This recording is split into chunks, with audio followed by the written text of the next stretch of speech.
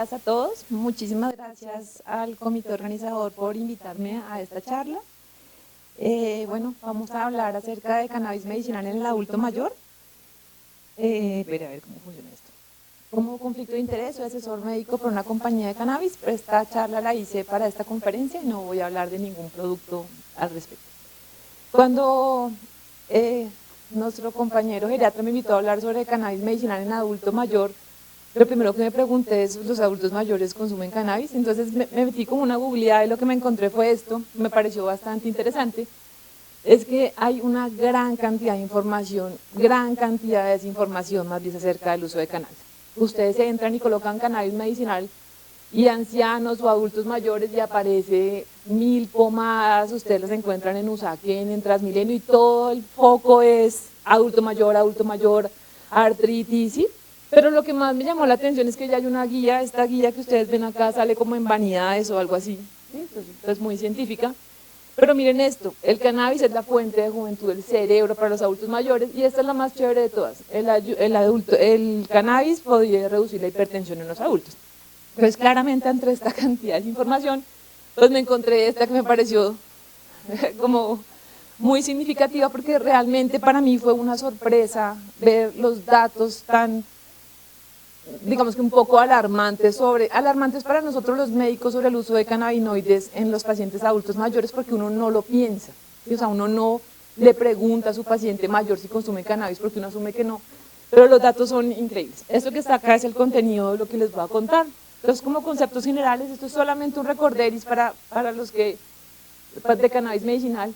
Esta definición fue dada en el 2015, salió en la revista JAMA de qué es cannabis medicinal. Cannabis medicinal se refiere al uso de cannabinoides para aliviar un síntoma con un propósito médico y formulado por un médico. Entonces ya esta definición implica que pues uno tiene que saber cannabis medicinal, uno sí es médico, y que todas las cremas y todo lo que ustedes encuentran pues no hace parte de cannabis medicinal.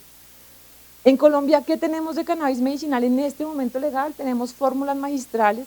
Estas fórmulas magistrales solamente hay 5 compañías en Colombia que pueden producir cannabis medicinal con permisos de INVIMA.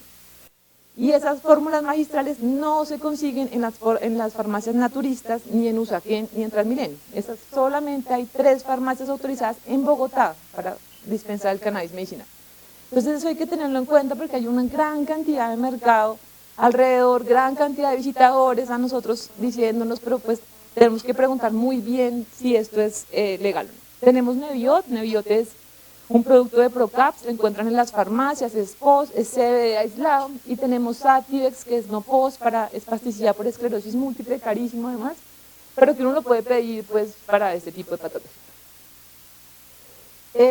Los fitocannabinoides son todos los cannabinoides derivados de la planta de cannabis. Recuerden que los cannabinoides se extraen desde la flor de cannabis, no se extraen de la hoja. La hoja de cannabis es solamente el símbolo de Woodstock, recreativo, pero los cannabinoides se extraen de la flor del cannabis. Cuando esa flor tiene como unas sustancias, unas resinas, en esas resinas se encuentran más o menos 130 fitocannabinoides, de los cuales hay 18 con interés médico en este momento, pero los que más se producen en las plantas y por lo tanto son las que más hemos estudiado son el THC y el CBD. El CBD es el cannabidiol y el THC es el tetrahidrocannabinol. Ninguno de los dos es malo, sino que este es psicoactivo, o sea, ¿cómo es que alumbra este?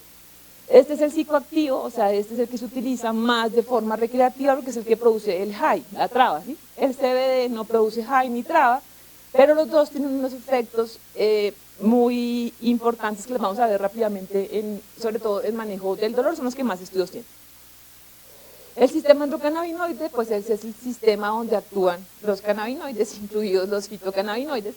Recordemos que es un sistema que nosotros tenemos endógeno, es un sistema de síntesis y es un sistema de comunicación lipídica que permite hacer la homeostasis del cuerpo. ¿Eso qué quiere decir? Pues que está altísimamente evolucionado, lo tienen los animales todos los animales que sean simétricos lo tienen, y al parecer nos permite adaptarnos al medio, lo que ha hecho que evolucionemos. Entonces por eso es tan conservado durante la evolución y lo que hace es básicamente hacer homeostasis en el cuerpo.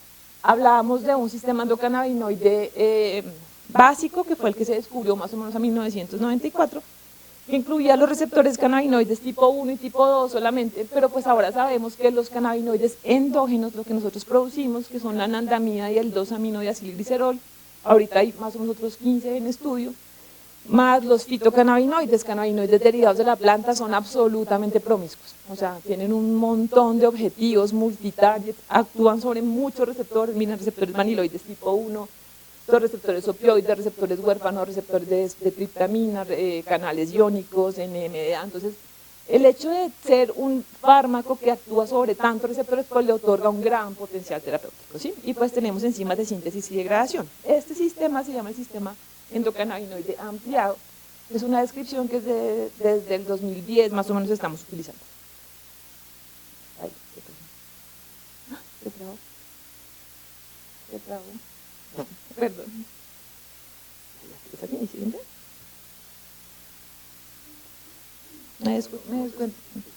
Me descuentan el tiempo, por favor. Eso no es mi culpa. Entonces, cuando hablamos de patologías susceptibles con tratamiento con cannabinoides, pues ustedes ven, empiezan de la A hasta la B pequeña.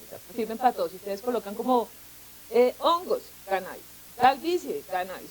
Lo que ustedes quieran, encuentran una indicación de cannabis. ¿Esto por qué se debe? Pues porque tiene una acción sobre el sistema endocannabinoide, lo que le da un gran potencial terapéutico. Esta diapositiva es solamente para montarle cómo el THC, por medio de su acción sobre el sistema endocannabinoide ampliado, pues tiene efectos en analgesia, apetito, adicción, náuseas y vómito, y pues todos estos efectos que están acá. Y como el CBD, lo mismo, actúa sobre el sistema endocannabinoide ampliado, tiene un gran potencial terapéutico. Ahora, los adultos mayores consumen cannabis un montón. Este que está acá es un estudio que salió publicado en el 2017, que habla sobre los americanos que consumen cannabis, y fíjense que hay un aumento. En el 2004 el 9.4% de la población en Estados Unidos consumía cannabis, en el 2021 el 20%, pero el grueso del crecimiento del consumo de cannabinoides ha pasado en los mayores de 65 años. O sea, la gente mayor de 65 años es la gente que más consume cannabis, grupo poblacional que más consume cannabis en los Estados Unidos. Y fíjense estos datos, el 10 lo consume solo para medicinal, el 53% para solo recreativo y el 36% para ambos. Quiere decir que la mitad de los pacientes mayores de 65 años consumen cannabis de forma recreativa y la otra mitad con fines medicinales. ¿Qué tiene de interesante este estudio? Que muy pocos presentan abuso, un menos del 0.9%, lo que está muy asociado con el riesgo de cannabis de abuso, que es inicios tempranos, y la mayoría de los pacientes no presentan pues, como cosas muy graves con el uso de cannabis. ¿Qué ha hecho que tengamos tantos adultos mayores consumiendo cannabis? Pues que la población que estaba, no sé, en Vietnam, esta gran revolución de cannabis, es la población que está envejeciendo, entonces es una población que ya consumía cannabis previamente, o sea, ya lo conoce, pues que se están jubilando, hay mayor legalización, mayor acceso, ya no se ve tan mal que usted saque un vaporizador, pues no es feo, si usted compra cannabis está bien, entonces eso ha hecho que haya mayor consumo, mayores enfermedades, mayor carga de morbilidad, mayores medicamentos que producen efectos adversos, opioides, benzodiazepinas, un gran mercado disponible, como les mostré al inicio, ustedes encuentran de todo de cannabinoides, y pues hay mayor evidencia con mayor número de indicaciones en este momento. Lo que pasa es que en mayores de 60 no hay mucho, pero ya tenemos mayores indicaciones. Este que está acá es un estudio de pacientes en cannabis, ya pacientes canadienses, ya he visto una muestra un poquito más grande, 9.766, miren que la causa más frecuente de uso médico de cannabis es el dolor, y lo que más utilizan es cannabidiol, que es el cannabinoide no psicoactivo que les había mostrado. Los efectos adversos que se producen son efectos adversos muy leves, o sea, realmente no es tan grave, se queda de boca, somnolencia, mareos, que normalmente el paciente rápidamente hace tolerancia, pero sí muestra una gran efectividad. Estos estudios las personas llaman y reportan, realmente estudios clínicos que demuestren esta efectividad no hay, pero sí hay un gran consumo y las personas tienen una alta favorabilidad, o sea, prefieren utilizar un producto natural que utilizar productos sintéticos para el manejo de sus síntomas. Aquí está solamente esta gráfica para mostrarles que pues hay una gran cantidad de síntomas que está siendo manejada en adultos mayores para el dolor, y fíjense que el dolor por artritis y artrosis es una de las mayores causas de consumo de cannabinoides en la tercera edad. Con respecto a la farmacocinética y farmacodinámica, pues ustedes saben más de esto que yo, solamente vengo a contarles que los cannabinoides son lípidos, altamente lípidos, lo que hace que atraviesen las barreras muy rápido, la barrera hematoencefálica. La concentración depende mucho de la vía de administración y debemos conocer la vía de administración de manera muy clara con el uso de los cannabinoides, ya les voy a mostrar por qué. Se va para tejido graso y órganos bien perfundidos, tiene un alto volumen de distribución, se une a proteínas plasmáticas, tiene un metabolismo hepático muy importante los cannabinoides. El 65% se elimina por heces, el 20% por orina, y definitivamente fumar marihuana, o sea, quemar la flor, envolverla y quemarla no tiene ningún propósito médico, porque pues los cannabinoides, los cannabinoides son volátiles, dos, se producen alquitranes y hidrocarburos y pues no tendría sentido decirle al paciente te voy a ayudar con tu dolor pero te va a dar EPOC, porque realmente los cannabinoides están asociados con EPOC, el uso de fumar marihuana. Entonces, esto es para mostrarles el CBD, los dos tienen metabolismo hepático. El CBD se da por la CPQ 450, pero inhibe otras 7 isoformas, lo que hace que tenga un montón de interacciones medicamentosas. O sea, si van a formular CBD, antes saquen una listica y miren con qué interacciona, porque tiene muchas interacciones medicamentosas, pero pues tenemos una percepción de riesgo muy baja con CBD, tanto que usted puede comprar café con CBD, así usted lo puede pedir. Entonces hay que tener mucho cuidado con este medicamento. Y con THC, pues también tiene un metabolismo hepático, y fíjense que como el metabolismo hepático es tan alto, el THC sí produce un metabolito activo que se llama el 11-hidroxi-THC. Seguramente ninguno de ustedes ha comido brownies de marihuana, obvio no, pero cuando las personas consumen cannabis oral, realmente el potencial de intoxicación es muchísimo mayor, porque el metabolismo hepático produce este metabolito que es altamente psicoactivo. Por eso es que, por ejemplo, Satiel se pone sublingual, intenta pasarse el metabolismo de primer paso, y uno tiene que tener mucho cuidado con los productos ingeridos, sobre todo en THC, especialmente en los adultos mayores. Eso que está acá, ustedes ya saben toda la farmacocinética de los adultos mayores, pero para resumirles qué pasa en los adultos mayores. Tenemos una menor biodisponibilidad por la absorción, como tenemos un mayor volumen de distribución, un menor metabolismo, menor eliminación, pues tenemos mayores efectos adversos y mayores interacciones medicamentosas. Entonces todos los estudios nos muestran pacientes adultos mayores, dosis más bajas, y tener mucho cuidado porque hay mayores efectos adversos que en los pacientes más jóvenes. Solamente hay 2 estudios de farmacocinética y seguridad en pacientes mayores, 3 realmente, esos son estudios clínicos y el otro es un observacional en este estudio, pero fíjense que son 12 sujetos, les dan THC para mirar qué pasa. Realmente se produce mareo y boca seca, efectos adversos muy bajos, son más altos los efectos adversos comparados con poblaciones más jóvenes. Realmente demostró ser seguro y bien tolerado, pero pues con mayores efectos adversos. Y este que está acá es un estudio muy parecido, pero en pacientes con demencia que utilizan THC. Y fíjense que aquí tiene algo muy curioso. Se presentaron 98 efectos adversos en sistema nervioso central, pero se presentaron 55 con placebo y 43 con THC. O sea, realmente los estudios en cannabis por el efecto placebo son complicados de hacer, pero pues en general lo que más producen son efectos en sistema nervioso central, que son más pronunciados en los pacientes adultos mayores que en los pacientes jóvenes. Este que está acá es un estudio de estudios observacionales, tiene un grupo de pacientes más grandes, 2.341, todos los pacientes eran un promedio de 63 años, y mostraron que, esto lo hacen con THC, que las posibilidades de que usted tenga un efecto adverso, digamos, considerable, que el paciente requiera suspender el medicamento o abandonar los estudios, se presenta de cada 1.000 pacientes en 85 si usted le da THC solo. Si usted le da CBD solo, de cada 1.000, solamente 2 pacientes. Y los pacientes que más presentaron efectos adversos con THC fueron los que consumieron THC con CBD mezclado, porque para lograr el efecto del CBD requieren dosis más altas de THC. Entonces realmente, y esto es porque hay muchos estudios con Sativex con efectos adversos en los ancianos, pero tal vez la causa pueda ser que se necesitan dosis más altas de CBD. En general, los cannabinoides son bien tolerados en los pacientes adultos mayores, tienen un mayor riesgo de efectos adversos, pero esos efectos adversos no son tan severos y pues hay que tener precaución con THC y CBD. Este es un estudio que tenía que mostrárselos porque todo el mundo dice, ay, pero el estudio de la AJA, aquí está el estudio de la AJA. Es una publicación que sale en el 2020 en Circulation y dicen, el cannabis, la marihuana es lo peor, produce infartos, arritmias, fibrilación auricular, riesgo de ACV, enfermedad arterial periférica.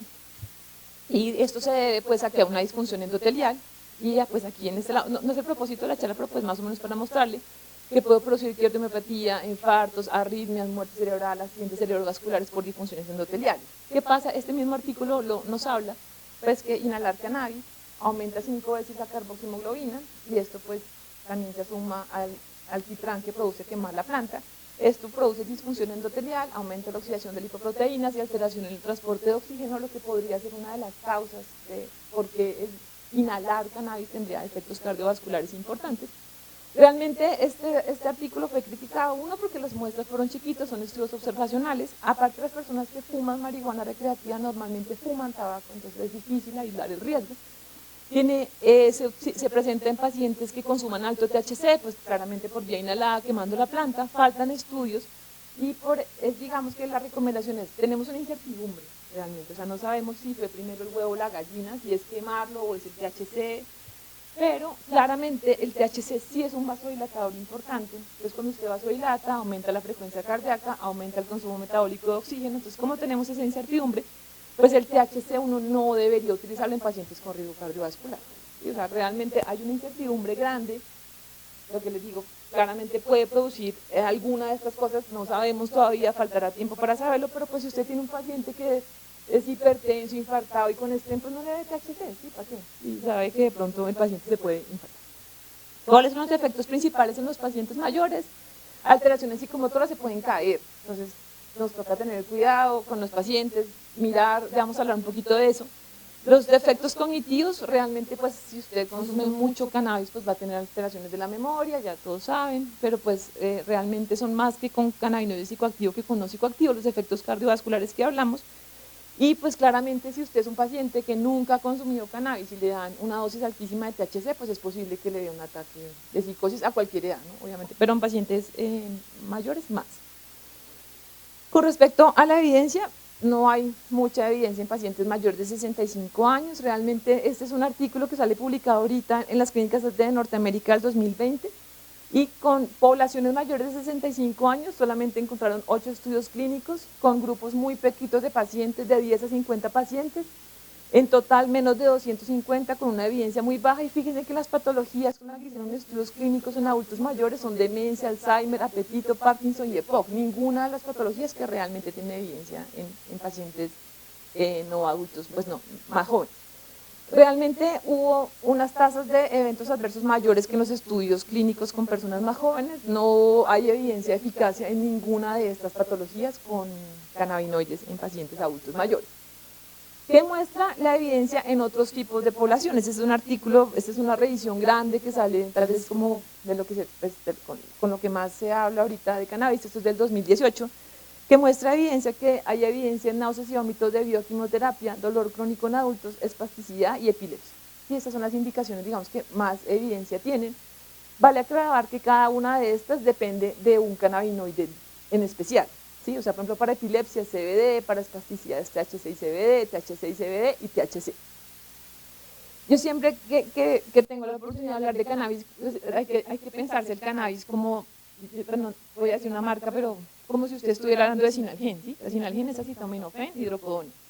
Es diferente, todos sabemos que la acetaminofén es diferente a la hidrocodona, ¿sí? O sea, tiene mecanismos de acción, vías metabólicas diferentes. Lo mismo es el cannabis, es una cosa el CBD y otra cosa es el THC. ¿Sí? Entonces, cuando usted mezcla THC y CBD, es como si estuviera dándole Sinalgen a un paciente. Esto es porque las patologías y las indicaciones dependen del cannabinoide que usted estudie y las dosis dependen del cannabinoide que usted vaya a utilizar. Esta es una revisión ahorita del 2022, que lo que muestra es lo mismo, no hay más evidencia. En los últimos 4 o 5 años no se ha generado más evidencia con respecto al cannabis medicinal. CBD para epilepsia, dronabinol, que es un THC, que en Colombia no tenemos, para dolor crónico y apetito, nabiximol, que sí tenemos para dolor crónico y espasticidad. El resto de patologías no tenemos evidencia. Hay algo que está generándose mayor evidencia en CBD con ansiedad, pero todavía no hay evidencia fuerte para hacer recomendaciones. Esta que está acá es la revisión que hizo NICE. NICE hizo unas recomendaciones acerca del uso de cannabinoides y dice que la nabilona, que les digo es THC para náuseas y vómito por quimio. Sativex no lo recomiendan por espasticidad porque es demasiado caro para los efectos que tiene. CBD, que es para epilepsias refractarias, Lennox-Gastaut y Dravet. Y el CBD solamente lo utilizan, lo recomiendan en dolor si hacen parte de un estudio clínico, así sea un estudio N1, o sea, el pacientes que no responden uno podría utilizar. Entonces, con respecto al uso práctico, esto es algo que yo les quería traer, es porque cuando uno lee una conferencia de cannabis y le dicen que no sirve para nada, entonces, o sea, como que no hay evidencia y más en pacientes mayores. Pero lo que nosotros vemos en la práctica diaria es que todos siempre nos preguntan, ay doctora, es que una amiga me recomendó, ay doctora, es que yo escuché que la marihuana me sirve para mi patología. Entonces, esta es la pregunta. La vecina me dijo que me recomendó cannabis para mi dolor por cáncer o para mi dolor, ¿yo qué puedo hacer? Entonces estamos como entre 2 puntos. Uno, solamente tenemos evidencia para 3 patologías, o 2, pues los pacientes adultos mayores consumen un montón de cannabis para todas las patologías y no le cuentan al médico. Entonces, ¿qué podemos hacer? Entonces hay 2 posibilidades, le decimos como, sorry, la evidencia no es conclusiva, no, yo no puedo hacer nada, entonces me lo mandan, sorry, yo no sé de cannabinoides y tampoco me importa, entonces también me lo pueden mandar con mucho gusto. Y la otra pregunta es, pues, ¿por qué no miramos opciones terapéuticas? Realmente las encuestas, hay una encuesta súper bonita en Uruguay, que es Uruguay y es muy concordante con una encuesta que hay en Canadá. El 80% de los pacientes oncológicos consumen o han consumido cannabis para manejo de sus síntomas. Y solamente el 11% le cuenta al médico. Y no le cuenta al médico porque el médico no sabe de cannabis o porque el médico lo va a regañar. Entonces, realmente, pues pensémoslo un poco. Entonces, pues si un paciente me pregunta qué hago con mi cannabis, yo digo, oiga, ¿será que ese paciente tiene una indicación? O sea, tiene dolor, tiene anorexia, tiene algún síntoma paliativo que realmente yo no he podido manejar o que los efectos adversos sean muy severos. Pues obvio que si el paciente me pide cannabis para la caída del cabello, pues yo le voy a decir, oye, no, pero si tiene un dolor por cáncer y el paciente no responde, pues es posible, y ya le he dado todas las indicaciones que ya ahorita Jimena nos compartió, y el paciente no mejora y sigue con efectos adversos, pues podría considerarlo. Lo que puedo mirar es, ya agoté todas las líneas de tratamiento, sí, ya le hago un riesgo-beneficio, si el paciente tiene riesgos cardiovasculares, riesgos de caída, está polimedicado, todo lo que hemos hablado. Y esto que está acá, que es lo que yo, pues eso es como una apreciación mía, es preguntémosle si ya lo consumen, porque muchos pacientes ya consumen cannabis que compraron en Usaquén y se lo están tomando, y nosotros no nos han dicho. El paciente está de acuerdo, también tenemos yo he visto muchos pacientes en la consulta que los hijos marihuaneros le dan gotas de cannabis en el café, por ejemplo, y los pacientes no tienen ni idea, o les dan el té que es de hierba, se le echan cannabis, entonces consume, está de acuerdo con esta idea. Y la otra es, dispongo de cannabis medicinal de calidad, porque no tiene sentido que usted mande un paciente con una fórmula de cannabidiol al 5%, tantas gotas, y el paciente salga y no tenga ni idea dónde comprar. Entonces, conozco esto, si me interesa y tengo pacientes, pues averiguo en dónde lo podemos hacer. Listo. Esto es como un resumito chiquito, pues el CBD, acuérdense que tiene un montón de interacciones medicamentosas. El CBD a altas dosis produce toxicidad hepática, si uno tiene dosis de más de 300 miligramos debe hacer seguimiento. Normalmente las dosis altas de CBD son para pacientes epilépticos en los niños, pero pues si uno llega a tenerlo. Produce sedación, el THC es el que produce psicoactividad, high. Y en esto es que el THC produce psicoactividad, no lo utilicemos, pero si usted tiene un paciente con cáncer, que se quiere morir, que no quiere comer, y le duele todo, y usted le da THC y el paciente siente que la vida es linda, que la música es chévere y le da monchis, pues está perfecto. O sea, realmente no sería un efecto adverso indeseado. Entonces uno pues puede jugar con estas 2 opciones terapéuticas que hay. Lo mismo que nos decía Jimena ahorita, empiece bajo, vaya bajo y manténgase bajo. Dosis bajas, tituladas, siempre la dosis más pequeña utilizada con escalamientos muy bajitos. ¿Qué guías tenemos? Pues hay varias, yo solamente les traje como las 2 más recientes, porque si ustedes entran a Canadá hay guías para todo, también Australia tiene guías, los gringos dependiendo del estado tienen un montón de guías.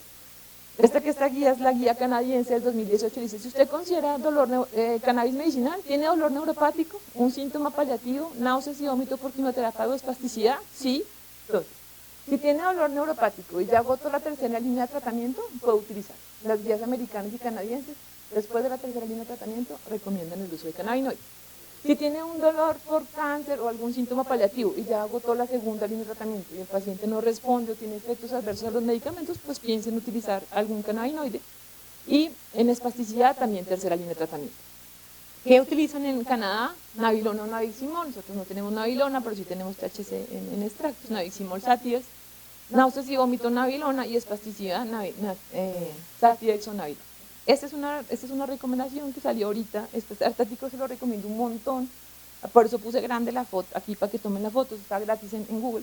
Este salió ahorita en el 2021 porque habla sobre cómo utilizar CBD para manejo del dolor, o sea, cómo utilizo cannabinoides en CBD y le dan a uno como 3 propuestas. Esta es una propuesta, yo traje solamente la propuesta conservadora en pacientes adultos mayores, Y es si el paciente tiene una indicación de dolor, un dolor neuropático, tercera línea que no funciona, un dolor oncológico que no funciona, un paciente que tiene efectos adversos a los medicamentos, pues considérelo.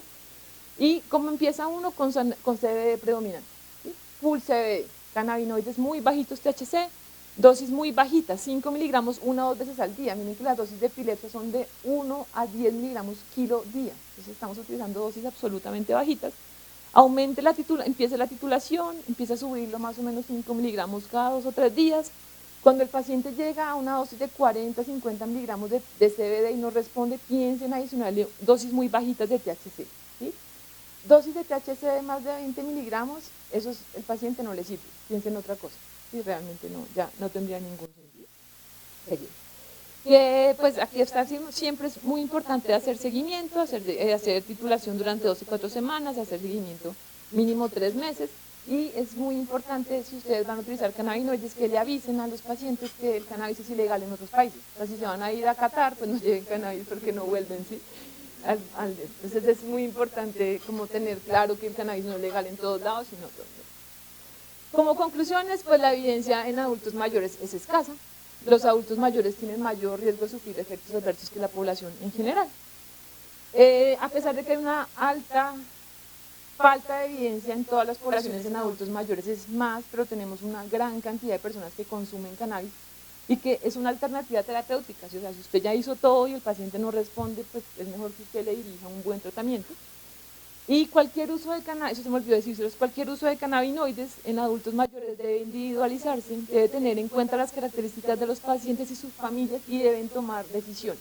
Es súper importante que uno le explique al paciente que le va a iniciar cannabinoides que mira, no hay evidencia, es una alternativa terapéutica, es posible que no te sirva, me toca hacerte preguntas que de pronto son incómodas porque qué tal se enganche con el THC.